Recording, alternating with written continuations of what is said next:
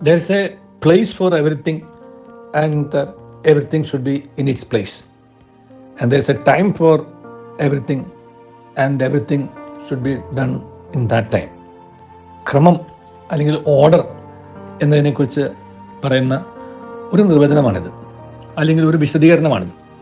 എല്ലാത്തിനും ഒരു സ്ഥലമുണ്ട്, ആ സ്ഥലത്തായിരിക്കണം എല്ലാം ആയിരിക്കേണ്ടത്. നമ്മൾ ശുദ്ധ മലയാളത്തിൽ അടുക്കിപ്പെറുക്കുക എന്ന് പറയും.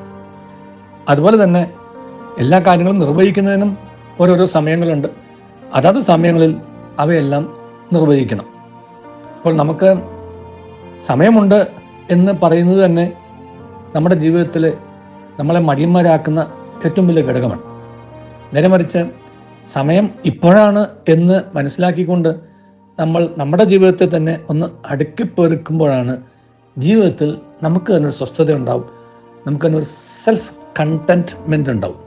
നമ്മുടെ മനസ്സിൽ ഞാൻ ചെയ്തു, എന്നെ ഏൽപ്പിച്ച കാര്യങ്ങൾ ഞാൻ നിർവഹിച്ചു എന്ന് പറയാൻ കഴിയുന്ന ആ ഒരു സ്വസ്ഥത, ആ ഒരു സംതൃപ്തി എന്ന് പറയുമ്പോൾ.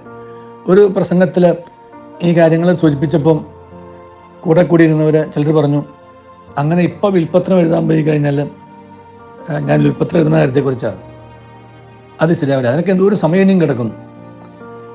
അപ്പം അത് കഴിഞ്ഞ് കൂടെ ഇരുന്ന ഒരു പ്രസംഗം കഴിഞ്ഞ് കൂടെ നിന്ന് കാപ്പി പിടിച്ചുകൊണ്ടിരുന്ന ഒരു വലിയ കുടുംബത്തിലെ, വലിയ കുടുംബം എന്ന് പറയുമ്പോൾ ആളും കൂടുതലുണ്ട്, അതുമാതിരി സമ്പത്തുമുണ്ട്. ആ കുടുംബത്തിലെ അംഗങ്ങളുടെ ഒപ്പമായിരുന്നു അവിടെ ഇരുന്ന് കാപ്പി പിടിച്ചതാണ്. അവരായിരുന്നു എൻ്റെ മേച്ചലുണ്ടായിരുന്നു. അപ്പോൾ അവരോട് ഞാൻ ഈ കാര്യം ഇങ്ങനെ തമാശ രൂപേണ സൂചിപ്പിച്ചു. അപ്പോൾ അവർ പറയായിരുന്നു, ഇപ്പം തന്നെ ഇതിനെക്കുറിച്ച് വലിയ അസ്വസ്ഥതകളാണ്, ഇനി ഒരു വിൽപ്പത്രം കൊണ്ട് എഴുതി കഴിഞ്ഞാൽ പിന്നെ ഈ അടുത്ത യുദ്ധം ആരംഭിച്ചു എന്ന് വിചാരിച്ചാൽ മതി.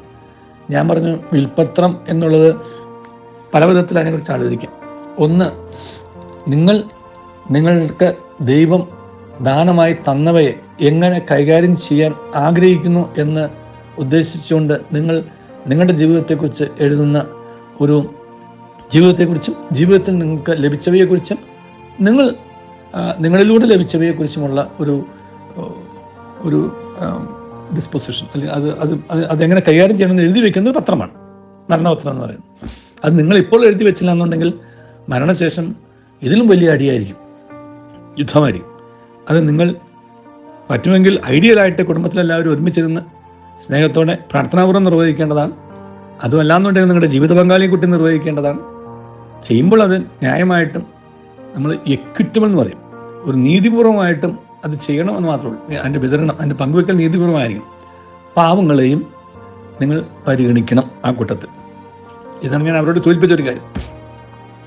എന്താണേലും ഈ മരണപത്രം ആ വീട്ടിലുള്ള ആൾ എഴുതിയില്ല എന്ന് മാത്രമല്ല, അത് ഇനിയും സമയമുണ്ട് എന്നാണ് അദ്ദേഹം പറഞ്ഞ വേറൊരു കാര്യമാണ്.